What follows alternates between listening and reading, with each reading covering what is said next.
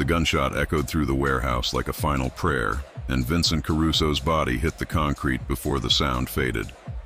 Lorenzo Greco didn't flinch. He never did. The smoking Beretta felt lighter than the gold watch on his wrist as he stepped over the corpse, his Italian leather shoes avoiding the spreading crimson pool with practiced precision.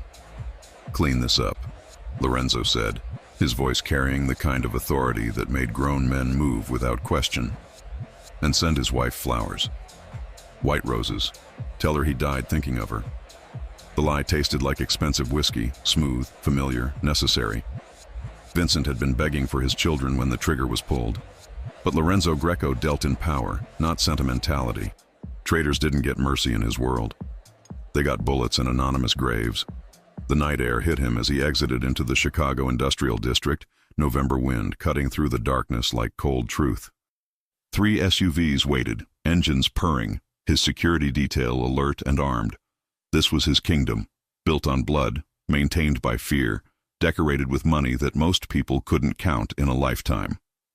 Lorenzo slid into the back of the middle vehicle, already pulling out his phone. 12 missed calls. 8 from women whose names he'd forget by morning. 3 from his underboss Marco, 1 from his mother in Sicily, still pretending her son wasn't the devil she'd raised. He ignored them all. "Velvet Room," he instructed his driver, referring to the exclusive club he owned in downtown Chicago, where the city's elite came to sin in expensive shadows. The leather seat embraced him as they drove through streets that bent to his will. Lorenzo caught his reflection in the tinted window. Sharp jawline, dark eyes that held secrets enough to bury governments, hair styled with the carelessness that only came from natural perfection. At 34, he'd built an empire that made legitimate businessmen jealous and law enforcement desperate. Women threw themselves at him like prayers to a dark god. Senators' daughters, supermodels, heiresses hungry for danger wrapped in Armani suits. He took them, enjoyed them, forgot them. Love was a fairy tale for people who couldn't afford reality. His phone buzzed. A text from Angelina, last week's distraction. "Missing you, baby. Come over." He deleted it without responding. The velvet room pulsed with bass that could be felt in bones, red lights painting everything in shades of desire and regret. Lorenzo entered through the private entrance, and the atmosphere shifted immediately. Eyes turned, whispers spread. The apex predator had arrived, and the prey knew it. "Mr. Greco." His club manager rushed over, nervous energy radiating. "Your table is ready. Champagne is—" "Not tonight, Marcus." Lorenzo's gaze swept the VIP section, cataloging faces, threats, opportunities. Then something stopped him cold. A woman sat alone at the corner table, and she wasn't looking at him. That never happened. She had dark hair that fell in waves over bare shoulders, a black dress that suggested rather than revealed, and a face that belonged on Renaissance paintings, classical beauty with modern edge. But it wasn't her appearance that hooked him. It was the absolute indifference in her posture, the way she studied her wine glass like it held more interest than the most powerful man in the room. Lorenzo moved toward her before his brain caught up with his instincts. "This section is private," he said, standing over her table, expecting the usual reaction. Nervous excitement, calculated seduction, fearful recognition. She looked up slowly, and her eyes were storm gray, holding something he couldn't immediately identify. Not attraction. Not fear. Something darker, deeper, dangerous. "Then you should have better security." Her voice carried an accent he couldn't place, smooth and sharp simultaneously. "I walked right in." A smile tugged at Lorenzo's mouth despite himself. Bold. Stupid but bold. "Do you know who I am?" "Should I?" She took a sip of wine, completely unmoved. "Let me guess. Rich, entitled, probably dangerous, used to getting everything you want." "You're not wrong." He sat down without invitation, intrigued now. "Except the probably part." "There's no probably about it." She studied him like an artist studying a subject she planned to destroy. "You have blood on your cuff." Lorenzo glanced down. A tiny spatter on white fabric, invisible to anyone not looking closely. Vincent's last contribution to the world. He met her eyes again, and something electric passed between them, recognition of darkness in another soul. "Occupational hazard," he said smoothly. "What occupation requires blood? The kind that pays for clubs like this." He signaled for champagne, his attention fixed on her completely now. Women usually crumbled or threw themselves at him by this point. She did neither. "What's your name?" "Does it matter?" "Everything matters when I want it to." "Sophia." She said it like a challenge. "Sophia Ricci. Italian surname." That explained the slight accent underneath American polish. Lorenzo's mind immediately started cataloging, connecting, searching for Ricci's in his world. There were dozens. The name meant nothing, yet meant everything. "You come here often, Sophia Ricci?" "First time." Her smile didn't reach her eyes. "Thought I'd see what all the darkness was about." They talked, or rather they sparred verbally for 20 minutes that felt like 20 seconds. She was intelligent, sharp-witted, unimpressed by wealth or power. Every woman he'd ever known wanted something from him. Sophia seemed to want him gone. It was intoxicating. When she stood to leave, Lorenzo found himself standing too, something unfamiliar stirring in his chest. Not desire. That was constant, controllable. This was different. Curiosity mixed with something that felt dangerously like interest. "Let me take you home," he offered. "I'd rather walk through fire." But there was heat in her eyes that contradicted the words. She moved past him, leaving behind perfume that smelled like jasmine and secrets. Lorenzo watched her weave through the crowd, his instincts humming warnings he couldn't interpret. Then he saw it. On the floor where she'd been sitting, a photograph lay face down. Lorenzo picked it up, turned it over, and his world tilted slightly on its axis. The photo was old, yellowed at the edges. It showed a man, mid-40s, kind eyes, Italian features, standing outside a restaurant Lorenzo recognized immediately. Next to the man was a young girl, maybe 13, dark hair and gray eyes even then. But it wasn't the girl that made Lorenzo's blood run cold. It was the man, Marco Ricci. The informant he'd personally executed 5 years ago in that very restaurant's back room, following Don Castellano's direct orders. The traitor who'd been about to expose 3 families to the FBI. The problem that Lorenzo had solved with 2 bullets and a shallow grave outside the city. Lorenzo's hand tightened on the photograph as he looked toward the exit where Sophia had disappeared into the Chicago night. Ricci. Sophia Ricci. The daughter he'd never known existed had just walked into his club, sat at his table, looked him in the eyes, and walked away like she owned the world he'd built on her father's corpse. This wasn't coincidence. This was war. And Lorenzo Greco had just fallen for the opening move without even knowing the game had begun. Lorenzo didn't sleep that night. He stood in his penthouse overlooking Lake Michigan, the photograph of Marco Ricci burning a hole in his pocket, while the city lights below flickered like dying stars. The whiskey in his hand had gone warm an hour ago, untouched. Marco Ricci.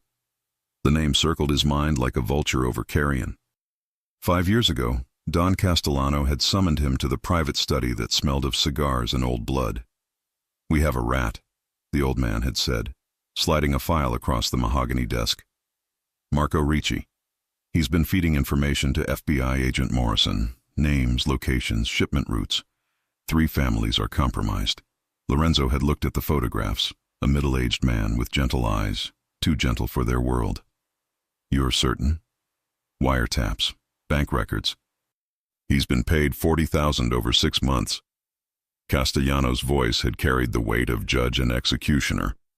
"This is your test, Lorenzo. Handle it cleanly. No witnesses, no mercy." And Lorenzo had. Because that's what soldiers did.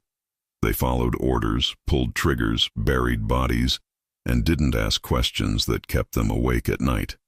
But now those questions were screaming. He pulled out his phone, dialing a number he used only for problems that needed invisible solutions. "It's 4 in the morning, Tony Battaglia answered, his voice thick with sleep and irritation. "I need everything on Marco Ricci.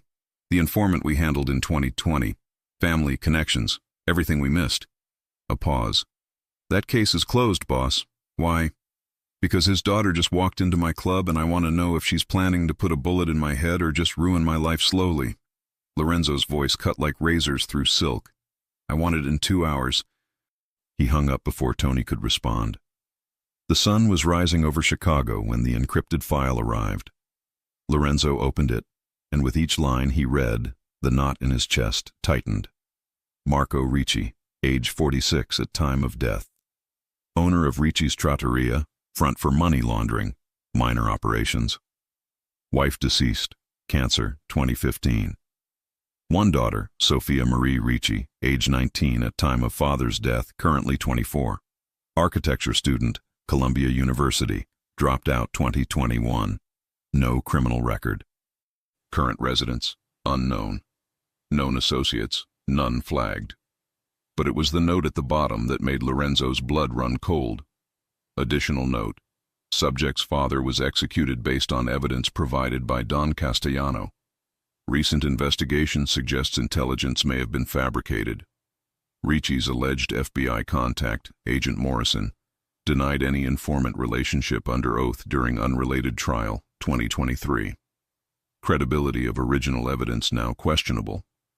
Lorenzo read it 3 times, each word landing like a fist to the gut. Fabricated evidence, no FBI contact. An innocent man executed. He'd killed an innocent man. No, not just any man, Sophia's father. The realization should have brought guilt, but Lorenzo had buried that emotion so deep that only rage could surface. Rage at being used. Rage at Castellano for the lie. Rage at himself for not questioning orders. And underneath it all, something far more dangerous, the memory of gray eyes that looked at him like he was already dead. Sophia Ricci sat in the bathroom of her cramped studio apartment, staring at the photograph she'd duplicated 100 times. The original was still in Lorenzo Greco's possession now, exactly as planned. Let him know. Let him realize who she was. Let him spend sleepless nights wondering when the knife would come. Her hands trembled slightly as she set the photo down. 5 years of pain compressed into this single moment of satisfaction. She could still see her father's face that last morning, kissing her forehead before heading to the restaurant. I have a meeting tonight, Tesoro. Important business. When I get back, we'll talk about your future. Columbia is waiting for you. But he never came back. The police had found his body 3 days later in a drainage ditch outside the city. 2 bullets in the chest, 1 in the head. Execution style. The detective had been sympathetic but clear. Your father was involved with dangerous people, Miss Ricci. I'm sorry. She'd spent 2 years drowning in grief and rage, dropping out of school, working dead-end jobs, until she'd met Uncle Vittorio at her father's grave one rainy afternoon. Your father was murdered by Lorenzo Greco. Vittorio had told her, rainwater mixing with her tears. The Greco family used him, then threw him away like trash when they thought he was a liability. I can give you the truth, Sophia, and I can give you revenge. Vittorio had trained her. Combat, seduction, infiltration. He'd given her a new identity, new papers, and most importantly, a purpose. She'd spent 3 years becoming someone who could get close to Lorenzo Greco, someone who could make him pay. And last night, phase 1 had worked perfectly. Her phone buzzed, a text from Vittorio. He took the bait. Next phase begins tomorrow. You'll receive instructions. Don't fail me, niece. Sophia stared at the message, something cold settling in her stomach. This was what she wanted. Justice. Revenge. Her father's ghost could finally rest. So why did Lorenzo's eyes keep haunting her? Why did she remember the way he'd looked at her? Not with the predatory hunger she'd expected, but with genuine curiosity, as if she were a puzzle he wanted to solve rather than a conquest to claim. She crushed the thought like she'd crushed every soft emotion for 5 years. Lorenzo Greco was a monster. Monsters didn't deserve mercy. 24 hours later, Sophia received her assignment. Lorenzo owned a private art gallery downtown, money laundering through million-dollar paintings. She was to pose as an art consultant, get hired, get close. The interview was scheduled for 3 p.m. She arrived at 2:45, dressed in a cream blouse and tailored pants that suggested professionalism while hinting at the curves beneath. The gallery was elegant. Marble floors, soaring ceilings, art that cost more than most people earned in a lifetime. And there, standing before a Caravaggio painting of Judith beheading Holofernes, was Lorenzo. He didn't turn around when she entered, but his voice carried across the empty space. Judith slaying the general who tried to conquer her city. Interesting choice for a first impression, don't you think? Sophia's heels clicked against marble as she approached. I didn't choose it. You were already here. But you came anyway. Now he turned, and the impact hit her again. That dangerous beauty, those eyes that seemed to see through carefully constructed lies. He was wearing black today, making him look like an avenging angel painted by troubled masters. Sophia Ricci, architecture dropout turned art consultant. Impressive resume for someone who supposedly has no connections in this city. So he'd researched her. Good. Let him dig. Her false background was flawless. I have an eye for beauty and authenticity, she said, meeting his gaze without flinching. Your gallery deals in both, supposedly. Supposedly. A dangerous smile.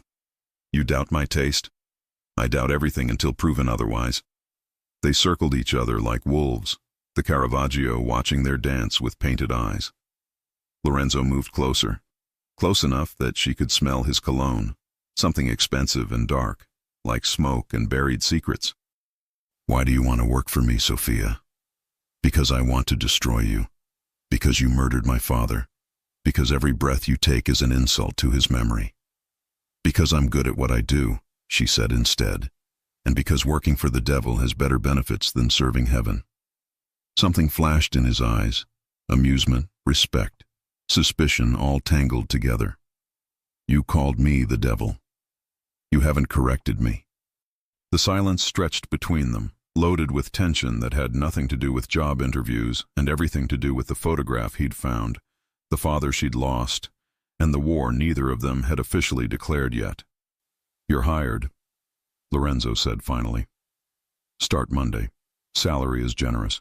Betray me, and they'll never find your body. Clear? Crystal. He stepped even closer, and Sophia's heart hammered against her ribs, not from fear, but from the electric charge when predators recognized each other.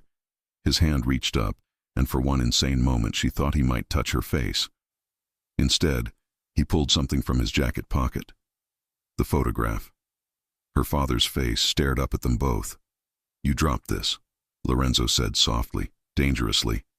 At my club. I'm returning it because I'm a gentleman. Sophia's fingers closed around it, their hands touching briefly. His skin was warm, human. It should have been cold, reptilian, monstrous.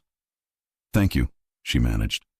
He looks familiar, Lorenzo continued, watching her with the focus of a sniper. Your father? Here it was, the moment of truth she'd been preparing for. Yes. He died 5 years ago, murdered. She let the word hang like a noose. The men who killed him never paid for it. I'm sorry for your loss. His voice was genuine, which made everything worse. Chicago can be a cruel city, dangerous for good people. And what about bad people? Sophia asked, her gray eyes boring into his black ones. What does Chicago do to them? Lorenzo smiled, but it didn't reach his eyes. Eventually, Sophia Ricci, this city destroys us all. It's just a question of who destroys whom first. He turned and walked away, his footsteps echoing through the gallery like a countdown to something inevitable. Sophia stood there clutching the photograph, her heart racing, her mind screaming warnings her body refused to hear. This was going to be so much harder than she'd thought, because somewhere between the hatred and the mission, she'd felt something when he touched her hand. Something that felt terrifyingly like attraction to the man who'd made her an orphan. And that was the most dangerous thing of all. The gallery became Sophia's gilded cage. For 2 weeks, she cataloged paintings worth millions, authenticated signatures of dead masters, and smiled at wealthy collectors who saw art as investment rather than soul. And every single day, Lorenzo watched her with eyes that missed nothing. He never mentioned her father again, never acknowledged the photograph, but the awareness hung between them like smoke, visible, suffocating, impossible to ignore. The Monet arrives Thursday, Lorenzo said. appearing behind her as she examined a Rothko that looked like bleeding sadness on canvas. His presence always announced itself through the shift in air pressure, the way prey animals sense predators. "I need you to verify authenticity before the auction." Sophia turned, maintaining the professional distance that was becoming harder each day. He wore charcoal gray today, shirt unbuttoned just enough to suggest casualness that didn't exist in any part of Lorenzo Greco's calculated world. "The Monet from the Paris collection? That's a $14 million piece. 16 if it's genuine." He moved closer, studying not the painting, but her. "I trust your eye, Sophia. You see things others miss." The double meaning wasn't subtle. She met his gaze, refusing to be the first to look away. "And if it's a forgery, then someone loses more than money." His smile held winter. "I hate being deceived." The irony wasn't lost on her. She was the biggest deception in his life right now, standing 3 feet away, planning his destruction while her traitorous body responded to his proximity like flame to gasoline. "I'll need access to your private records," she said, keeping her voice steady. "Authentication requires provenance documentation, purchase history, previous appraisals." Lorenzo's eyes narrowed slightly, the predator recognizing a move on the chessboard. "My private records are private for reasons that should be obvious." "Then find another art consultant." Sophia turned back to the Rothko, dismissing him. "I don't authenticate blind." The silence stretched. She could feel his presence like heat against her back. Could imagine him weighing options, calculating risk versus reward. "Fine," he said finally. "But you work from my office, under my supervision. Those records never leave my sight." She'd counted on that. Vittorio needed information, bank transactions, shipping manifests, anything that could expose Lorenzo's operations. Working in his office was exactly where she needed to be. "When do we start?" she asked. "Now." Lorenzo's private office occupied the top floor of the gallery building, and it was nothing like Sophia expected. She'd imagined cold luxury, steel and glass monuments to ego. Instead, she found warmth, mahogany bookshelves lined with first editions, a Steinway piano in the corner covered with handwritten sheet music, walls painted deep burgundy that felt like being inside a beating heart. "You play?" she asked, drawn to the piano despite herself. "I used to." Lorenzo moved to his desk, unlocking drawers with keys that never left his person. "Before I learned that beautiful things break easily in my world." There was something in his voice. Not quite regret, not quite longing. Something human that he shouldn't possess, that made him harder to hate. Sophia forced herself to focus, sitting across from him as he spread documents between them. Purchase orders, shipping receipts, certificates of authenticity going back decades. But her trained eye caught other things, coded notations in margins, numbers that didn't align with listed prices, patterns that suggested money moving through art like water through cupped hands. "This Degas," she said, pointing to a receipt from 2019. "Listed at 400,000, but the notation here suggests actual payment of 2.3 million. Lorenzo didn't even glance at it. "You're observant." "I'm thorough. There's a difference." "Is there?" He leaned back, studying her with that unnerving intensity. "Or are you looking for something specific, Sophia Ricci?" Her heart stuttered, but she kept her expression neutral. "Just doing the job you hired me for." "The job?" "Right." He stood, moving to the window overlooking Chicago's downtown. "Tell me something. Why did you really come to my club that night? Out of all the places in this city, why mine?" This was it. The confrontation she'd been preparing for. "Maybe I like dangerous places," she said carefully. "Or maybe you were looking for someone dangerous." He turned, and the afternoon light painted him in shades of gold and shadow. "Your father worked for people connected to my organization. It's not a large leap to think you're here for more than art authentication." Sophia stood, refusing to be cornered, sitting down. "My father was murdered 5 years ago. If you know something about that, maybe you should tell me instead of playing games." The words hung between them like drawn weapons.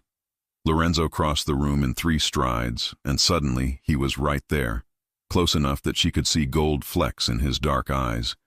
could count each deliberately unshaven stubble on his jawline. I know a lot of things, Sophia.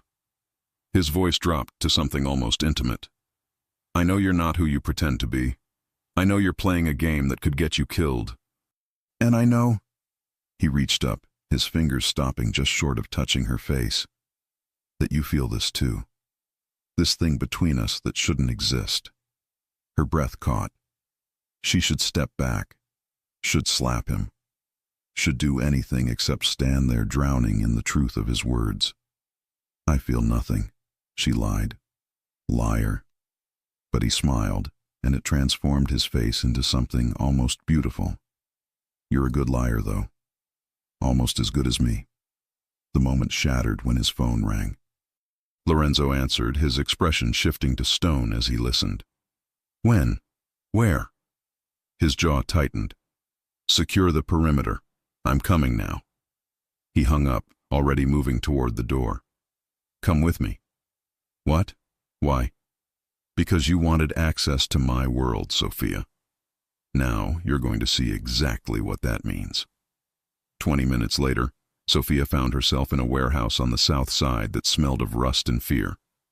Lorenzo's men surrounded a kneeling figure, a young man, maybe 25, bleeding from a split lip and terror written across his features. This is Marcus Chen, Lorenzo said, his voice devoid of the warmth from his office. This was the other Lorenzo, the one who executed traitors in darkness. He's been stealing from me, 30,000 over 6 months, thinking I wouldn't notice. Mr. Greco, please, Marcus's voice cracked. I have a daughter. She's sick. The medical bills. And my sympathy changes the theft how? Lorenzo pulled out his gun with the casual ease of someone reaching for car keys. You knew the rules when you started working for me. Sophia's stomach turned. This was why she was here. To witness this monster. To remember what he'd done to her father. To feel nothing but hatred. But then Lorenzo's eyes found hers across the warehouse, and she saw something unexpected. A question. A test, maybe. Or perhaps something more complicated. How much does your daughter need? Sophia heard herself ask. Everyone turned to her. Marcus's eyes widened with desperate hope. Lorenzo's expression remained unreadable. Miss? Marcus stammered. For her treatment. How much? 40,000. But I only took 30. I swear I was going to pay it back. You were going to pay back stolen money with what? More stolen money? Lorenzo's voice cut like razors. That's not how this works. Sophia stepped forward, some reckless part of her taking control. Then let me make an alternative proposal. He works off the debt. Legitimate work, supervised, with his salary garnished until you're repaid with interest. His daughter gets treatment. You get your money back. Everyone lives. The silence was deafening. Lorenzo stared at her like she'd grown a second head. You're suggesting I show mercy to a thief. I'm suggesting that killing him solves nothing and costs you a worker. Dead men can't repay debts. Dead men can't steal again either. True. Sophia moved closer to Lorenzo, lowering her voice so only he could hear. But living men can become loyal. Fear creates followers. Mercy creates believers. Your choice which legacy you want. Something flickered across Lorenzo's face. Surprise. Consideration. Something that looked dangerously like respect. He turned back to Marcus, gun still drawn. The warehouse held its collective breath. You have 6 months to repay 45,000. Lorenzo said finally. You'll work in my legitimate businesses, every movement monitored. If you steal again, if you run, if you breathe wrong, I won't be this generous. And you'll thank Sophia Ricci every single day because she just saved your miserable life. Marcus collapsed in sobs of relief. Lorenzo's men looked confused, exchanging glances that questioned everything they thought they knew about their boss. Lorenzo holstered his weapon and walked out without another word. Sophia found him outside, leaning against his car, staring at the setting sun painting Chicago in blood colors. That was stupid, he said when she approached. Showing mercy makes me look weak.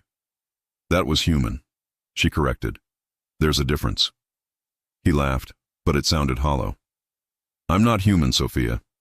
I stopped being human the first time I killed someone. I was 12. The confession landed like a blow. Sophia's carefully constructed hate wavered. My father, Lorenzo continued, staring at nothing. He was a drunk who beat my mother and sold me to Don Castellano to settle a debt. Castellano made me kill a man who'd stolen from him, put a gun in my 12-year-old hands and said, "Prove you're worth keeping alive." So I did, and I've been proving it ever since.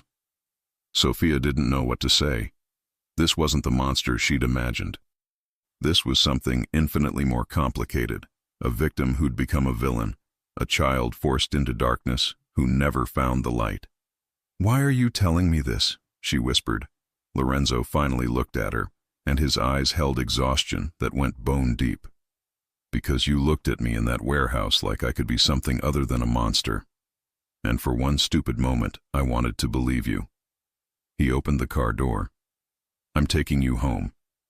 And Sophia, whatever game you're playing, whatever reason you're really here, be careful, because I'm starting to care whether you survive it, and that makes you the most dangerous person in my life."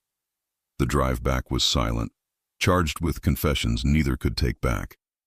When they reached her apartment, Lorenzo spoke one last time. "Your father, Marco Ricci. I need you to know something." Sophia's blood turned to ice. "The order to kill him came from Don Castellano. He told me Marco was an FBI informant, that he was betraying families. I followed orders because that's what soldiers do." His knuckles were white on the steering wheel. "But I've recently learned the evidence might have been fabricated, that your father might have been innocent." The world tilted. Sophia gripped the door handle to keep from falling into the void opening beneath her. "If that's true," Lorenzo continued, his voice rough, "then I killed an innocent man. And no amount of mercy in warehouses will ever make that right." He drove away before she could respond, leaving her standing on the sidewalk with her entire mission crumbling around her. Because if Lorenzo was telling the truth, if Castellano had fabricated everything, then who had really killed her father? And why had Uncle Vittorio never mentioned that possibility? Sophia didn't sleep for 3 days. She tore through every document Vittorio had given her, searching for mentions of Castellano, looking for inconsistencies in the story she'd built her entire revenge around. The coffee went cold on her desk as dawn bled into her cramped apartment, painting everything in shades of doubt. Her phone buzzed. "Vittorio. Progress report, now." They met in Grant Park, where the autumn wind off Lake Michigan cut through her jacket like accusation. Vittorio sat on a bench feeding pigeons, playing the harmless old man. But Sophia knew better. She'd seen him break a man's fingers for being 2 minutes late. "You're getting close to him," Vittorio said without looking at her. "Good. Has he shared any shipping schedules? Bank account access codes?" "He told me about my father," Sophia said instead. "About Castellano ordering the hit. About fabricated evidence." Vittorio's hand stilled over the birdseed. "And you believed him? Is it true? Sophia, is it true that the evidence might have been manufactured?" Her voice rose enough to scatter the pigeons. "That my father might have been innocent? That Lorenzo was just following orders based on lies?" Vittorio stood, his avuncular mask slipping to reveal something colder underneath. "Does it matter? Greco pulled the trigger. Your father is still dead. The man responsible is still breathing. It matters if we're aiming at the wrong target." The slap came so fast Sophia barely registered it before her cheek exploded in pain. She stumbled back, hand flying to her face, staring at her uncle with shock that tasted like blood. "You're falling for him," Vittorio hissed, grabbing her arm hard enough to bruise. "I warned you this might happen. He's good at making people believe he's human. That's how predators work, Sophia. They make you trust them before they devour you. Let go of me. Not until you remember why you're there." His fingers dug deeper. "Lorenzo Greco murdered your father in cold blood. He's murdered dozens. He's a cancer in this city, and you're the knife that's going to cut him out. Don't forget that." Sophia wrenched free, stepping back. "I haven't forgotten anything. But I'm not going to be your weapon if you're lying to me." "Then you're useless to me." Vittorio's voice went flat, and that was somehow more terrifying than his anger. "And useless things don't survive long in our world. Complete the mission, Sophia, or I'll find someone who will." He walked away, leaving her standing among scattered birdseed and shattered certainty. Sophia went to work that afternoon with makeup covering the bruise and questions she couldn't voice burning holes in her composure. The gallery was unusually quiet, no collectors, no staff, just classical music drifting from Lorenzo's office upstairs. She found him at the piano, actually playing it this time. Chopin's Nocturne in E-flat major, the notes falling like rain against windows, melancholic and beautiful and completely at odds with the man who murdered for a living. He stopped when he sensed her presence, hands stilling over keys. "I didn't think you'd come back." "Why wouldn't I?" "Because I told you I killed your father." Lorenzo turned on the bench and his eyes found the makeup on her cheek with laser precision. "What happened to your face?" "Nothing. I walked into a cabinet." He was on his feet in seconds, crossing the space between them before she could retreat. His fingers caught her chin gently, tilting her face into better light. The touch was nothing like Vittorio's violence, careful, almost reverent. "That's not a cabinet bruise," Lorenzo said softly, dangerously. "That's a handprint. Someone hit you." Sophia pulled away, but the damage was done. He'd seen. He knew. Who? One word, carrying the weight of execution orders. "It doesn't matter." "It matters to me." His voice dropped to something that made her spine straighten with instinctive warning. "Give me a name, Sophia." This was spiraling wrong. She needed to redirect, to regain control. "Why do you care? I'm just your employee, your convenient art consultant who you suspect is playing games. You stopped being just anything the moment you walked into my club." Lorenzo moved back to the piano, but his posture remained coiled, predatory. "I've been thinking about what you said in the warehouse, about mercy creating believers, about choosing legacy. And I looked into your father's case, really looked beyond the file Castellano gave me." His hands moved over the piano keys without pressing down, tracing melodies only he could hear. "There was no FBI contact. Agent Morrison testified under oath 3 years ago that he'd never heard of Marco Ricci. The bank records showing payoffs? Fabricated. The wiretaps? Never existed." Sophia's legs felt suddenly weak. She sank into the leather chair by his desk, her entire world restructuring itself around this confirmation. Castellano lied. Lorenzo continued, finally pressing keys that released haunting notes into the air. "He manufactured evidence to make me kill an innocent man. The question is why? Why are you telling me this?" Sophia's voice cracked. "If you know who I am, if you know I'm here for revenge, because you deserve the truth, and because—" He stopped playing, turning to face her fully. "Because I'm tired of living in a world built on lies. My whole life has been following orders without questioning, trusting men who saw me as a weapon instead of a human being. I'm done with that." The vulnerability in his admission hit her harder than Vittorio's slap. This was Lorenzo Greco without armor, offering honesty like an olive branch across a battlefield. "My uncle is the one who sent me," Sophia heard herself confess. "Vittorio Ricci. He told me you killed my father in cold blood, that you were a monster who needed to be stopped. He trained me for 3 years to get close to you, to gather evidence, to kill me?" Lorenzo finished calmly.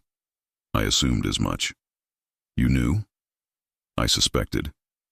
The photograph was too convenient, your appearance too perfectly timed. But—" He stood, moving toward her with the measured steps of someone approaching a wounded animal. "I kept you close anyway, because I wanted to understand why you fascinated me, why you made me question everything I've built." He crouched before her chair, eye level now, close enough that she could see the exhaustion etched into his features. "Ask me, Sophia. Ask me what you really want to know. Did you know?" Her eyes burned with tears she refused to shed. "When you pulled that trigger, did you know my father was innocent?" "No." One word, absolute and unwavering. "I swear on everything I am, I believed Castellano. I thought I was protecting families from a traitor. I was 29, hungry to prove myself, desperate for approval from the only father figure I'd ever known. I didn't question. I should have, but I didn't." A tear escaped despite her best efforts. Lorenzo caught it with his thumb, the gesture so tender it shattered something in her chest. "I can't take back what I did," he whispered. "I can't bring him back. But I can give you the man who's really responsible. Castellano manipulated both of us, killed your father, destroyed your life, and turned me into his weapon. Help me bring him down, Sophia. Help me make this right." It was insane. Impossible. The enemy of her enemy offering alliance when she should be plunging a knife into his heart. But looking into his eyes, she saw the same pain that had been eating her alive for 5 years. Different source, same wound. "My uncle," she said slowly. "Vittorio. He never mentioned Castellano fabricating evidence. He never suggested looking deeper. He just pointed me at you and said revenge." Lorenzo's expression darkened. "Vittorio Ricci. I know that name. He worked for Castellano in the old days, before your father opened the restaurant. They had a falling out years ago over territory disputes. The pieces started falling into horrible place. He used me. He used my grief to turn me into exactly what I was, a weapon." Lorenzo stood, pulling her up with him. "We're both victims of men who see people as tools, but we don't have to stay weapons, Sophia. We can choose something different." Before she could respond, before logic could override instinct, Lorenzo's phone erupted with urgent buzzing. He answered, his body going rigid as he listened. "How many?" A pause. "Secure all exits. I'm coming down." He hung up, already moving toward a hidden panel in the wall that revealed an arsenal. "We have a situation. Someone's breaching the gallery. Multiple attackers." "What? Who?" "I don't know yet, but if you're with me, grab a gun and stay close. If you're not—" He tossed her a Glock, which she caught automatically, Vittorio's training taking over. "Now's your chance to run, Sophia. Choose." The sound of shattering glass came from downstairs. Shouting, gunfire. Sophia checked the magazine, chambered around, and moved beside Lorenzo. "If we're doing this, we're doing it together." Something blazed in his eyes. Surprise, gratitude, something that looked dangerously like the beginning of trust. They descended the stairs into chaos. 5 men in tactical gear, faces covered, spreading through the gallery with military precision. Not robbery. This was assassination. Lorenzo took down the first with 2 shots, clean and efficient. Sophia dropped behind a marble pillar as bullets shattered priceless art around them. The second attacker swung toward her and she fired on instinct, hitting center mass. He went down. The remaining 3 regrouped, and that's when Sophia saw the tattoo on one attacker's exposed wrist.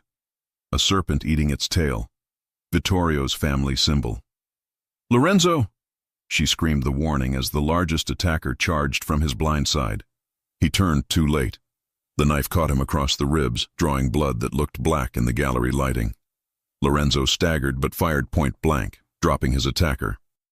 But the damage was done. Crimson spread across his white shirt, like an accusation. Sophia moved without thinking, firing twice more to cover them as Lorenzo stumbled toward the back exit. They made it to his car, tires screaming as they peeled away from the gallery with bullets chasing them into Chicago traffic. "How bad?" Sophia pressed her jacket against his wound, blood hot and wet against her hands. "Bad enough." Lorenzo's face had gone pale, but his driving remained steady. "Your uncle's message was clear. He's done with subtlety. He knows I talked to you. He knows I'm questioning." Her hands shook against his bleeding side. "He's tying up loose ends. And we're both loose ends now." Lorenzo took a corner hard, and the movement made him grunt in pain. "My safe house. 20 minutes. We get there, I can patch this up, and we figure out our next move." But the blood kept coming, soaking through her jacket, through her fingers, hot and terrifying. Lorenzo's skin was cooling under her touch, his breathing getting shallow. "Stay with me," she commanded, her voice breaking. "You don't get to die before I decide whether to forgive you." He laughed, which turned into a cough that spattered blood on the steering wheel. "Is that a maybe on forgiveness?" "It's a definitely if you stay alive, you idiot." They made it to the safe house, a nondescript brownstone in a quiet neighborhood where no one asked questions. Sophia helped Lorenzo inside, and he collapsed onto a leather couch that had probably seen this scenario before. Medical kit, he gasped, pointing to a cabinet. Whiskey, needle and thread in the sterilized pack. Sophia had seen her share of injuries during Vittorio's training, but nothing prepared her for cutting open Lorenzo's shirt and seeing the knife wound, deep, still bleeding, the kind that needed a hospital and trained doctors. "This needs stitches beyond my skill level," she said, hands hovering uselessly. "Then learn fast." He took a long pull of whiskey, then poured it directly on the wound. His back arched with pain, but he didn't scream. "I can't go to a hospital. Too many questions. Too many people who want me dead would know where to find me." So Sophia did what she'd been trained to do. She shut down emotion, let instinct take over, and she stitched Lorenzo Greco back together with shaking hands while he gripped the couch hard enough to crack leather. When it was done, when he was bandaged and medicated and finally sleeping, Sophia sat on the floor beside the couch and let herself fall apart. She cried for her father, for the lies, for the 5 years wasted on revenge aimed at the wrong target, for the man bleeding on the couch who'd shown her more honesty in 2 weeks than her own uncle had in a lifetime. And underneath all of it, terrifying and undeniable, she cried for the realization that somewhere between the hatred and the truth, she'd started caring whether Lorenzo Greco lived or died, which made her the biggest fool of all. Lorenzo woke to the smell of coffee and the unfamiliar sensation of someone caring whether he lived. Sophia sat in the chair across from him, still wearing yesterday's blood-stained clothes, dark circles under storm-gray eyes that hadn't seen sleep. She looked like a warrior after battle, exhausted, beautiful, dangerous. "You're still here," he said, his voice rough from pain and medication. "Where else would I go? My uncle wants me dead. Your enemies want you dead. We're safest together." She handed him coffee, their fingers brushing. Neither pulled away. "How's the pain?" "I've had worse." A lie, but Lorenzo had been lying about pain since he was 12. "The stitches will hold?" "They'll hold. I'm better at field medicine than I thought." Something haunted crossed her expression. "My uncle trained me well, for all the wrong reasons, but well." The mention of Vittorio shifted the atmosphere. Lorenzo pushed himself up carefully, testing his body's limits. The wound pulled but didn't tear. Sophia had done good work. "We need to talk about what happens next," he said. "I know." Sophia set down her coffee, meeting his eyes with the directness he'd come to expect from her. "Vittorio will come for both of us now. He can't risk me telling you whatever secrets he's kept. And Castellano, if he fabricated evidence to have my father killed, there's a reason. We need to find out why." Lorenzo stood slowly, moving to the window. Dawn painted Chicago in shades of amber and shadow, a city that had taken everything from both of them and given back only scars. "Your father's restaurant," he said slowly, pieces clicking together. "It was in Little Italy, near the old waterfront district. That area has been prime real estate for development for years. If someone wanted to gentrify, they'd need to clear out the old establishments first." Sophia's eyes widened. "The restaurant building. It's been empty since my father died. I couldn't afford to keep it, couldn't bear to sell it. It's just been sitting there." "Who owns the surrounding properties?" "I don't know. After my father's death, I couldn't focus on anything. Vittorio handled the paperwork, said he'd take care of the legal complications." She stopped, realization hitting like physical force. He wanted the building. Lorenzo turned from the window, his strategic mind assembling the puzzle. Vittorio and Castellano have been business partners for decades. If they wanted that whole block for development, your father's refusal to sell would have been a problem. An insurmountable problem unless he was dead and his grieving daughter was too destroyed to care about property. Sophia's voice went hollow. They killed him for real estate, for money. The rage that crossed her face was incandescent, and Lorenzo recognized it intimately. He'd worn that same expression at 12, standing over his father's body after Castellano made him pull the trigger. The moment innocence died and vengeance was born. "We need proof," Lorenzo said, already pulling out his laptop. "Bank records, property deeds, development permits. If Castellano and Vittorio are partners in this, there'll be a paper trail." They worked in tandem. Sofia using credentials Vittorio had given her to access family financial records while Lorenzo hacked into city databases with tools that cost more than most people's houses. Hours blurred together, coffee turned cold, daylight shifted across the room, and gradually the conspiracy revealed itself in spreadsheets and signatures. "Here," Sofia said, her voice tight. 6 months before my father died, Vittorio took out a loan for $12 million. Collateral listed as future property acquisitions in Development Zone 7. Zone 7 is Little Italy. Lorenzo pulled up another file. And look, 3 months after your father's death, Castellanos Holding Company purchased the entire block through shell corporations. Current value, $43 million, with luxury condos breaking ground next spring. The evidence was damning, incontrovertible. They'd murdered Marco Ricci for profit margins and waterfront views. Sofia stood abruptly, pacing like a caged animal. They used his death. Used my grief. Vittorio probably watched me cry at the funeral while calculating his return on investment. And he used me as the weapon, Lorenzo added, his own rage building. Pointed me at an innocent man. Let me carry the guilt, all while he profited from the kill. We're both victims of the same manipulation. Their eyes met across the room, and in that moment, something fundamental shifted. Not quite forgiveness. Too much blood lay between them for that. But understanding. Alliance. Recognition of shared trauma inflicted by men who saw people as pawns. Sofia moved first, crossing the space between them. We destroy them, both of them. We take everything they've built and burn it to the ground. Agreed. Lorenzo caught her hand, thumb brushing across her knuckles. But we do it smart. Calculated. We can't just kill them. We dismantle their empire piece by piece, expose their crimes, make sure they lose everything before they lose their lives. How? I have copies of my entire organization's financial records. Everything Castellano thinks is hidden. We combine that with what you can access through Vittorio's accounts. We have enough evidence to bring down both families. His grip tightened. But Sofia, once we start this, there's no going back. They'll come at us with everything. We'll be marked for death by every soldier in Chicago. She didn't hesitate. Good. Let them come.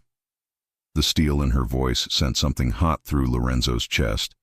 Admiration, desire, something that felt dangerously like pride. This woman who should hate him, who had every right to put a bullet in his head, was instead standing with him against the men who'd destroyed both their lives. There's something you should know, Sofia said quietly. Before we do this. Before we cross the line together. What? She stepped closer and Lorenzo could smell jasmine perfume mixed with coffee and fear and determination. When I stitched you up last night, when I thought you might die, I realized I don't want you dead anymore, Lorenzo. I don't forgive you, not completely, but I understand you. And that's more dangerous than hatred ever was. The confession hung between them like a lit fuse. Lorenzo should step back, should maintain distance, should remember that mixing business with emotion got people killed in his world. Instead, he reached up and cupped her face, his thumb tracing the bruise Vittorio had left. He put his hands on you. That alone is enough reason to destroy him. This isn't about protecting me. Yes, it is. The admission came out rough, honest. Somewhere between you walking into my club and you saving my life, this became personal. Not just revenge, not just strategy. You became someone He stopped, searching for words he hadn't needed in years. Someone I can't lose. Sofia's breath hitched. Lorenzo. The kiss happened like violence and tenderness colliding. She grabbed his shirt, mindful of his wound, and pulled him down to her level. His hands buried in her hair, angling her head to deepen the kiss that tasted like coffee and desperation, and 5 years of misdirected rage finally finding its true target. When they broke apart, both breathing hard, Lorenzo rested his forehead against hers. This is a terrible idea. The worst, Sofia agreed, her fingers still twisted in his shirt. We're supposed to be enemies. We are enemies, just not each other's anymore. The moment shattered when Lorenzo's phone erupted with vibration. He pulled it out, reading the message, and his expression went lethal. "What is it?" Sofia asked. "Castellano. He's calling a meeting tomorrow night at the Bellini estate. All family heads. He's declared me a traitor for the gallery attack, put a price on my head." Lorenzo's jaw clenched. $5 million for whoever brings him my corpse. They're consolidating power, preparing to eliminate you officially. Which means this is our window. If we're going to move against them, it has to be now, before they have time to secure their positions. He started typing rapidly. "I'm calling in every favor I have. Every soldier still loyal to me over Castellano. We have 24 hours to build an army. And I'll get the financial evidence compiled, ready to leak to every news outlet and law enforcement agency simultaneously." Sofia grabbed her phone, her mind clearly racing through strategy. "When we hit them so hard there's nothing left to rebuild." They worked through the day into evening, making calls, transferring files, building a case that would destroy decades of criminal empire.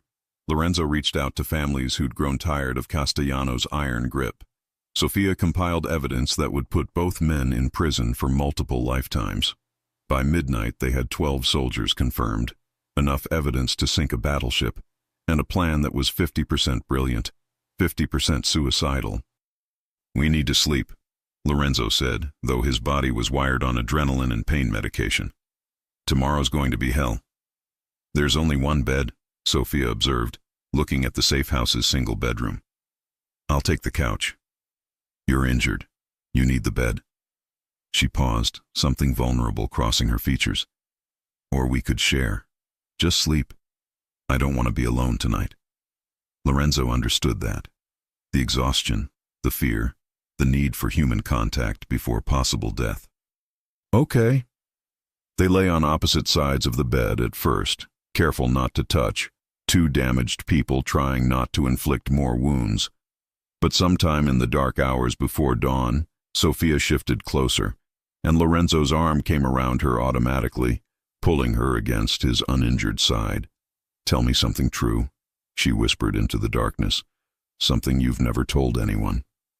Lorenzo stared at the ceiling, feeling her heartbeat against his ribs. "When I killed your father, I went home and threw up for 3 hours. I told myself it was the whiskey, but I knew better.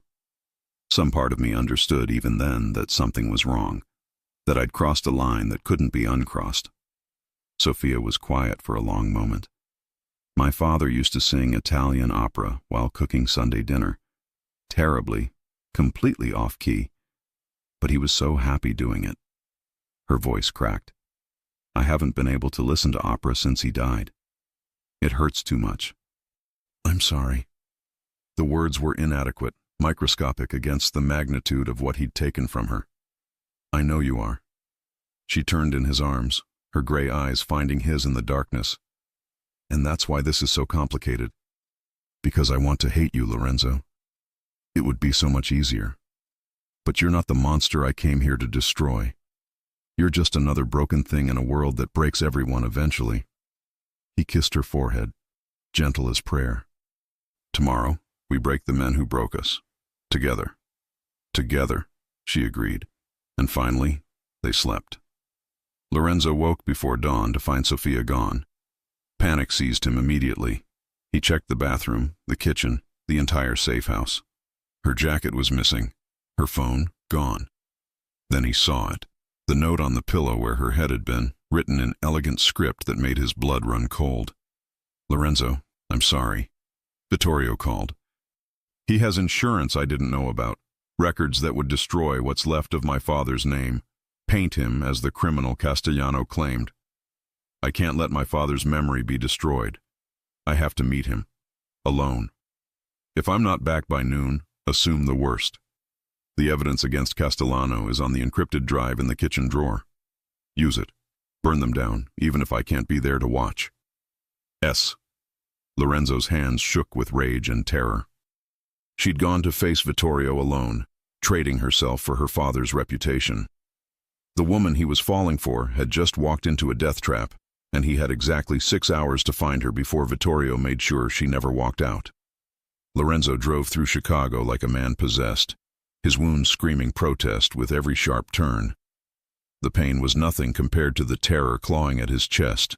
The image of Sofia facing Vittorio alone, walking into sacrifice like some martyred saint. He'd made 3 calls. First to Marco, his underboss. Track every property Vittorio owns. Church, warehouse, anything. I need locations now. Second to his best hacker. Break into Vittorio's phone records. Find his last location ping. Third to Tony Battaglia. Assemble everyone still loyal. Armed. I'm going to war, and I need soldiers willing to die today. The responses came back within 20 minutes. Vittorio's last known location. An abandoned meat processing plant on the south side. The kind of place where screams got lost in industrial decay and bodies disappeared into furnaces. Lorenzo's hands tightened on the steering wheel until his knuckles went white. The building loomed against the gray morning sky like a tombstone. Lorenzo parked 3 blocks away, checking his weapons with the methodical precision of someone who'd done this 1,000 times. 2 Berettas, spare magazines, a knife strapped to his ankle. His wound throbbed, fresh blood seeping through the bandage, but he pushed the pain into a box in his mind labeled, "Deal with later." Right now, only Sofia mattered. He entered through a side entrance that his contacts confirmed was the least guarded. The plant smelled of rust and old meat and death that had happened here long before today. His footsteps were silent on concrete as he moved through corridors that had witnessed decades of Chicago's ugliest secrets. Voices drifted from the main processing floor, Vittorio's cultured Italian accent and another voice Lorenzo would recognize in hell, Castellano. Both of them here. Both of them with Sofia. Lorenzo positioned himself behind a support column where he could see without being seen. The sight made his blood freeze. Sofia was bound to a metal chair in the center of the vast space, blood trickling from a split lip, defiance still blazing in her storm-gray eyes despite the obvious beating she'd taken. Vittorio circled her like a shark, while Castellano sat on a crate smoking a cigar, watching with the detached interest of someone evaluating livestock.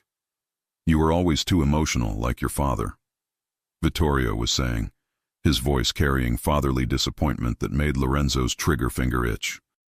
Marco couldn't see the bigger picture either. He actually believed that restaurant meant something beyond profit margins. He believed in family. Sofia spat, blood on her teeth. "Something you've never understood." The backhand came fast, snapping her head to the side. Lorenzo's body moved instinctively forward before his brain stopped him. Not yet. He needed to hear more, understand the full scope before he acted. "Family is a fairy tale we tell ourselves to feel less alone," Vittorio said, shaking out his hand. "Your father learned that lesson when I put those bullets in his chest. Oh yes, Sofia.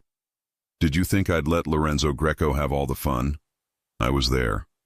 I watched Marco beg for his life, promising he'd sign over the property. But by then, it was too late. Dead men's signatures are easier to forge." The revelation hit Lorenzo like a physical blow. Vittorio had been there. Had possibly even pulled the trigger himself while Lorenzo was just the convenient scapegoat. Sofia's face had gone pale, but her voice remained steady. "You killed your own brother." "Half-brother," Vittorio corrected. "And he was weak, just like you're proving to be. Choosing Lorenzo Greco of all people. The man who helped murder your father. The man you manipulated into doing your dirty work." Sofia shot back. "Lorenzo was a weapon you aimed. The guilt belongs to the one who pulled the trigger. You." Castellano laughed, the sound like grinding stones. "She's got spirit, Vittorio. Almost ashamed to waste it." He stood, moving closer to Sofia. "But business is business. You and Greco know too much. The evidence you've compiled would dismantle everything we've built. Can't have that." "Lorenzo won't stop," Sofia said, and Lorenzo heard something in her voice that made his chest tighten. Faith. She believed he'd come. "He'll burn your entire empire down." "Let him try." Castellano pulled out a gun, checking the chamber with casual expertise. "We've got 50 men surrounding this building. When he comes for you, and the fool will come, we'll be ready. Your bait, sweetheart. Very effective bait." This was the trap. They wanted him here, wanted him emotional and reckless. Every instinct Lorenzo had screamed to wait for backup, to be strategic. But looking at Sofia bleeding in that chair, knowing she'd walked into hell to protect her father's memory, strategy evaporated into something more primal. He stepped out from behind the column, both guns raised. "Then let's not disappoint them," Lorenzo said, his voice carrying across the empty space. 7 things happened simultaneously. Vittorio spun toward him, reaching for his weapon. Castellano's gun swung toward Sofia's head. Lorenzo fired twice, dropping 2 guards he'd sensed behind him without looking. The main doors exploded inward as Marco and 8 of Lorenzo's soldiers stormed in, guns blazing. Sofia threw herself backward in the chair, tipping it to get out of Castellano's line of fire. Glass shattered from the upper windows as Tony's team rappelled in from the roof, and the world became gunfire and chaos. Lorenzo moved through it like he'd been born for this moment. He put 3 rounds into guards charging from the left, dropped and rolled to avoid return fire, came up shooting. Beside him, Marco was a whirlwind of violence, covering his blind spots with the synchronization of soldiers who'd survived 100 battles together.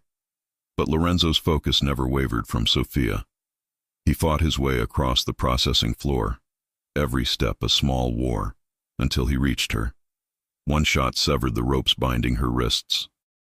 She was up instantly, grabbing a fallen guard's weapon with practiced efficiency that reminded him she'd been trained for this. "You came," she said, breathless, beautiful, alive. "Did you doubt it?" He handed her one of his Berettas. "Stay behind me." "I don't stay behind anyone." She fired past his shoulder, dropping a guard he hadn't seen. "We fight together or not at all." Something fierce and possessive roared through Lorenzo's chest. This woman, this impossible, magnificent woman. They moved as one unit, back to back, covering each other through the firefight that was slowly turning in their favor. Castellano's men were well trained, but Lorenzo's soldiers fought with the desperation of those who knew their boss would die for them, and that made all the difference. The shooting stopped as suddenly as it started, leaving only smoke and ringing ears and bodies scattered like discarded puppets. Vittorio and Castellano had retreated to a corner office barricaded behind steel doors. Lorenzo could hear them shouting, arguing about escape routes and betrayals, and who was to blame for the plan falling apart. "It's over," Lorenzo called out, his voice carrying deadly promise. "Come out or we come in. Either way, you die today." "You think you've won?" Castellano's voice echoed back, thick with rage. "You're a dead man, Greco. Every family in Chicago will hunt you for this." "Let them try." Lorenzo glanced at Sofia, seeing his own determination reflected in her eyes. "We have enough evidence to put you away for 10 lifetimes. Financial records, witness testimonies, everything. You're done." Silence. Then, "What do you want?" "The truth," Sofia said, stepping forward. "On record. About my father. About Marco Ricci. You tell the world what you did, or we execute you right here, and let the evidence speak for itself." More silence. Whispered argument behind the steel. The door opened slowly. Vittorio emerged first, hands raised, face a mask of defeat that Lorenzo didn't trust for a second. Castellano followed, still holding his gun but pointed at the ground.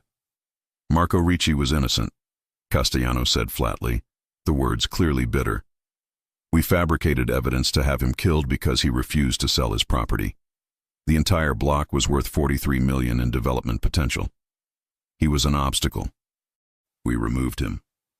And you used me," Lorenzo added, his gun never wavering.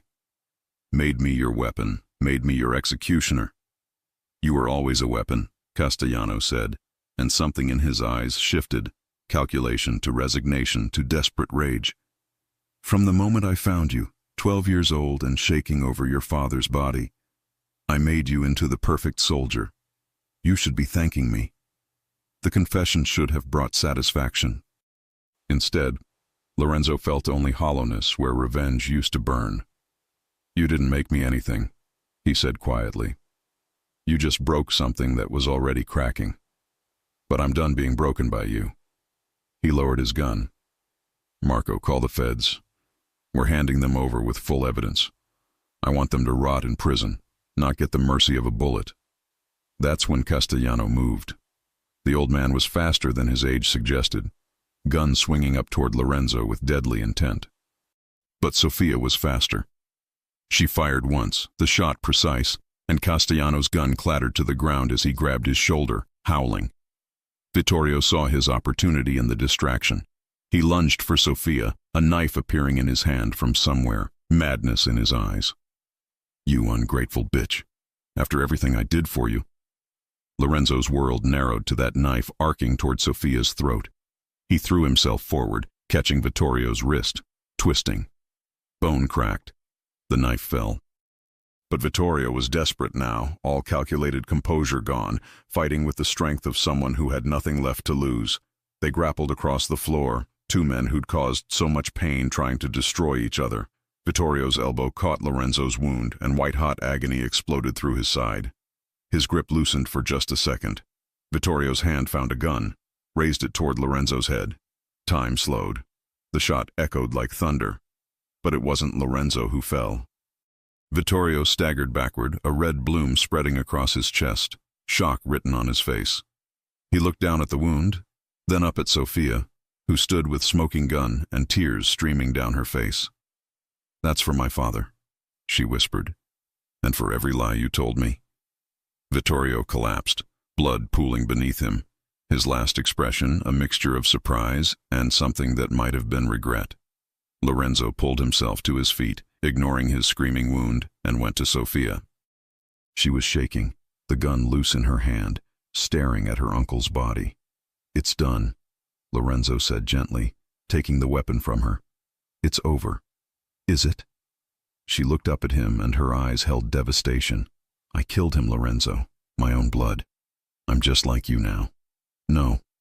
He pulled her close, mindful of her injuries and his. "You're nothing like what I was. I killed for orders, for approval, for a system that used me. You killed for justice, for your father. There's a difference." Police sirens wailed in the distance, growing closer. The feds that Marco had called, arriving to clean up the mess decades in the making. "We need to go," Marco said, appearing beside them. "Now, before this gets complicated." But Lorenzo didn't move. He cupped Sofia's face, forcing her to look at him. "I need you to know something before the world caves in case we don't, in case this ends badly. Lorenzo, I'm falling in love with you," he said, the words raw and honest and terrifying. "I don't know when it happened. Probably the moment you looked at me like I was worth saving. But I need you to know, whatever happens next, you changed me. You made me want to be something more than a weapon." Sofia's tears fell harder, but she smiled through them. "You idiot. We're wanted by the police, hunted by criminal families, and you choose now to confess feelings? Terrible timing is kind of my specialty." She kissed him then, hard and desperate and tasting like blood and salt and new beginnings. When they broke apart, sirens were right outside. "There's something you don't know," Sofia said quickly, her hand pressed against his chest. "Something I found out 3 days ago. I was going to tell you after this was over. Tell me now. I'm pregnant, Lorenzo." The words came out barely a whisper. 2 months. I wasn't sure how, but then I remembered that night after the warehouse when we both needed comfort when... The world tilted. Lorenzo stared at her, his mind unable to process this revelation on top of everything else.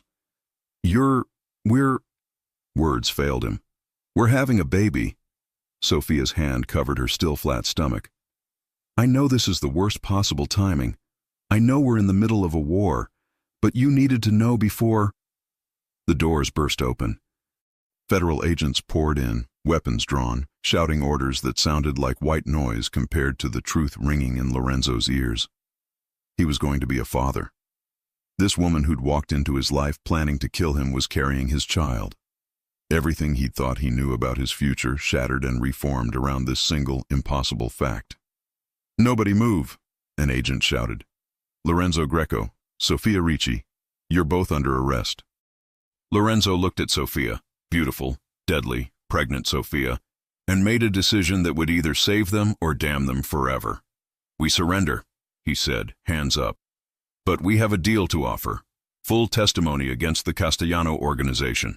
Every name, every crime, every secret, in exchange for witness protection, for both of us, and immunity. The lead agent, a woman with steel-gray hair and eyes that had seen too much, studied them carefully. That's a hell of an offer. What makes you think we'd take it? Because, Sophia stepped forward, her voice steady despite everything. We can give you the biggest criminal network in Chicago history, 30 years of evidence, and we're the only ones who can testify to all of it and live. The agent's eyes narrowed. Then she lowered her weapon. Let's talk. As they were led out into the cold Chicago morning, Lorenzo's hand found Sophia's. Their fingers intertwined, and he felt her pulse, racing but strong, alive, real. They'd survived the abyss, but the real challenge was just beginning. The FBI safe house smelled of stale coffee and desperation. Agent Rebecca Walsh spread files across the table. Full testimony against Castellanos' organization. In exchange, witness protection, new identities, relocation. But first, you wear wires, draw out his network, get confessions. Lorenzo exchanged looks with Sophia, her hand unconsciously on her stomach. We do this, and you guarantee protection for our child. Medical care, everything. Walsh's expression softened. You're pregnant? 2 months, Sophia said defiantly. This baby gets a future without organized crime, non-negotiable. Agreed. They were fitted with nearly invisible wires. Walsh briefed them quickly. Castellano made bail. He'll contact you trying to assess damage. When he does sound conflicted, make him believe you're considering coming back. Lorenzo's phone rang at 4:47 p.m. Castellanos' voice was smooth, fatherly. Lorenzo. We need to talk, clear up misunderstandings. You mean fabricating evidence to make me murder an innocent man? You're thinking emotionally. That girl poisoned your mind. Castellanos' tone shifted. The families won't forgive this. You're marked for death. But I can fix it. Come back, denounce her, and we make it disappear. And Sophia? A loose end that needs tying up. FBI agents recorded every word. I'm not coming back, Lorenzo said, and you're not touching her. Then you're dead. Venom replaced the fatherly tone. I made you, Lorenzo. Everything you are, you owe to me. No, you weaponized a traumatized 12-year-old and called it mentorship. I'm done being your creation. Silence. Then, meet me. Tonight. Bellini Estate, midnight. We settle this man to man. I'll be there. Walsh moved immediately. That's suicide. That's the endgame. Lorenzo met Sophia's terrified eyes. He confesses, you record it, and it's over. You're not sacrificing yourself, Sophia said, fury and fear colliding. Our child deserves a father. There's another option, Walsh interjected. We wire the estate. Snipers on buildings. SWAT ready. Lorenzo goes in, but we're everywhere. Lorenzo looked at Sophia, the woman he loved, carrying their child, the reason he wanted to survive. Okay. But Sophia stays in protective custody. Non-negotiable. She buried her face in his chest. I hate this. You're protecting what matters most. He kissed her desperately. I will come back. I swear. You better. Because if you die, I'll bring you back just to kill you myself. Midnight. The Bellini estate loomed like a monument to violence. Lorenzo climbed familiar stairs, wire recording everything. Snipers watching from darkness. Castellano waited in his study, silhouetted against Chicago's lights. You came alone, as requested. Castellano turned, and Lorenzo saw genuine hurt in ancient eyes. Do you remember the first time I brought you here? You were 12. Your father's blood on your hands. I remember. I asked what you wanted. You said, I want to never feel powerless again. I promised I'd make that happen. By turning me into a monster. By making you a king. Castellano's composure cracked. You could have ruled this city. Instead, you threw it away for what? A woman? Love? Yes, I chose something real over your blood-soaked crown. You taught me power matters more than people, but Sophia taught me different.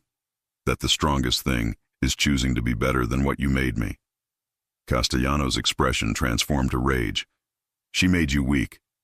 She made me human. Then you've lost. His hand moved toward the desk drawer. Because humans die, Lorenzo.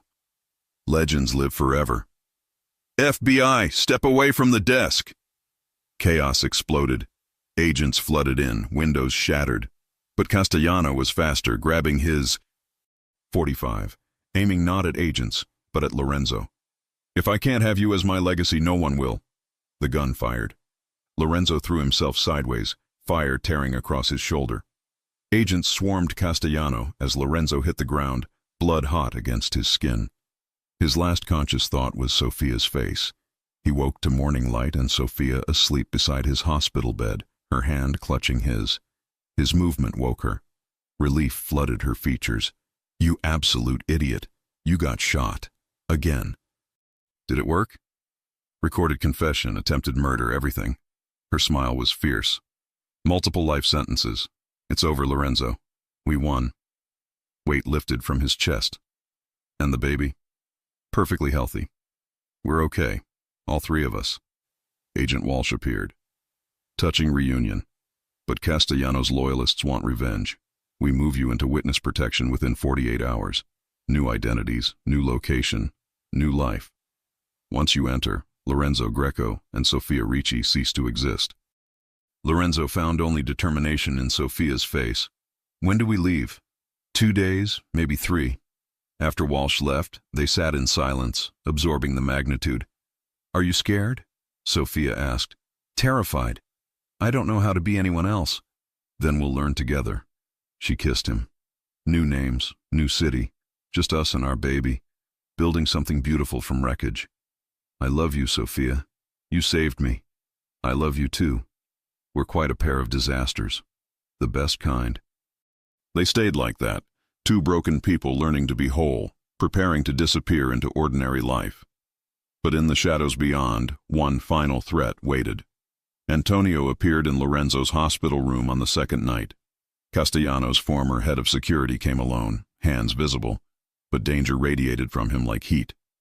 I'm not here to kill you, Antonio said before Lorenzo could react. The old families want you dead. Witness protection won't save you. They have reach everywhere. He leaned closer. But I'm giving you a choice. Leave the country tonight. Disappear completely. Not into FBI custody, but really disappear. Take the girl. Go somewhere they'll never find you. Lorenzo studied him. Why? I have a daughter, 7 years old. If someone gave me a chance to save her from this life, I'd take it. Antonio stood. 10 minutes. Then I was never here. Sophia appeared after he left. He's right. The FBI can't protect us forever. Then we run, Lorenzo agreed, pulling her close. Really run. 48 hours later, they sat in a private plane headed to Costa Rica, new passports reading Michael and Elena Brooks, a simple American couple seeking a fresh start. I'm leaving everything, Sophia whispered as Chicago disappeared below. My father's grave, every memory. Lorenzo took her hand. We're choosing who we become now. No more Castellano, no more Vittorio, just us. I've been thinking about names for the baby, Sophia said. If it's a girl, Lucia, it means light, and if it's a boy, Marco, after my father. Lorenzo's throat tightened. Perfect, both perfect.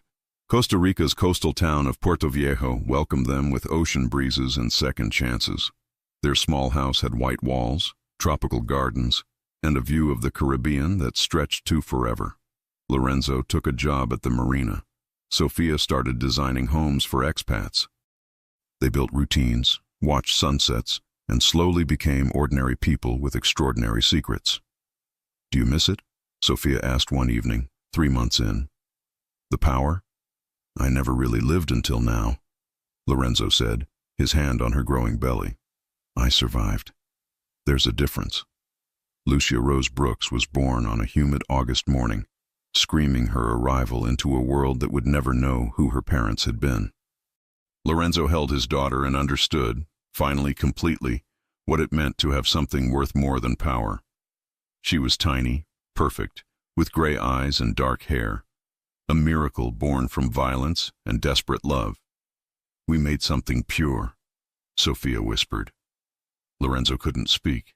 This child would never know the man he'd been, would never see violence as normal, would grow up with parents who chose love over everything. I promise to be worthy of you, he whispered to Lucia. Every single day. 18 months passed like healing. Lucia took her first steps on the beach. The marina promoted Lorenzo to manager.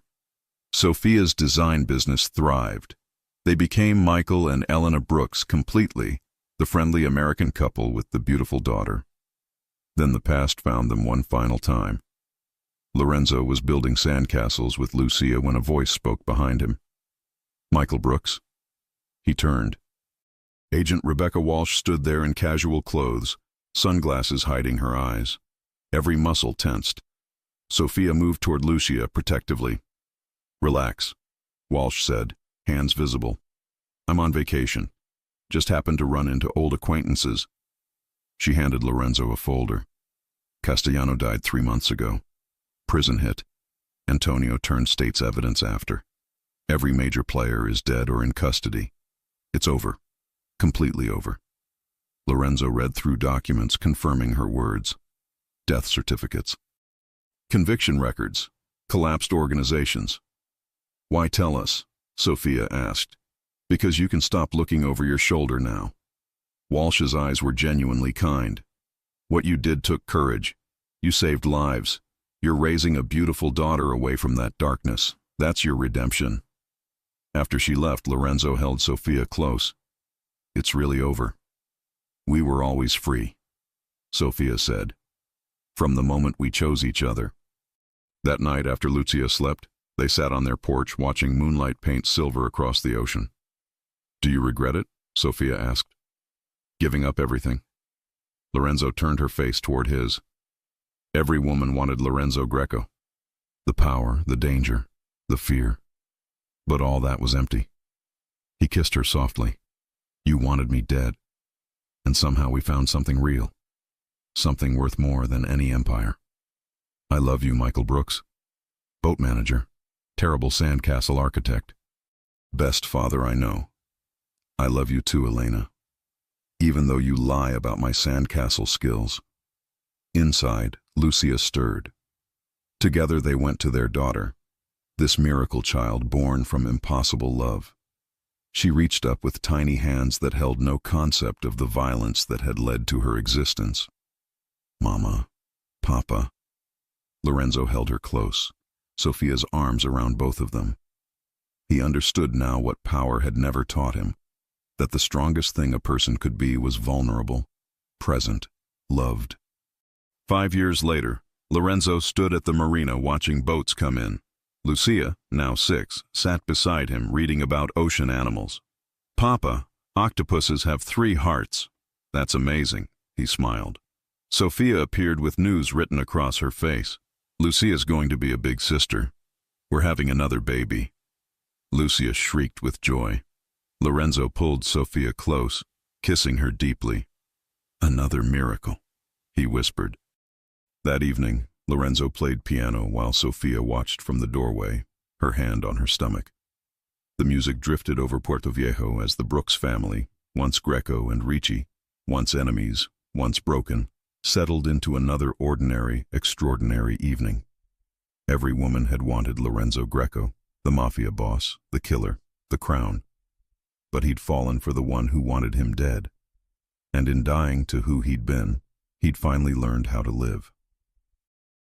If you enjoy stories like this, take a moment to subscribe to the channel. That's how I'll know you truly liked it. Even if you're watching on your TV, grab a second to join this family of fans who love emotional and heartfelt stories. Your support means everything, and it helps us bring you even more tales like this one.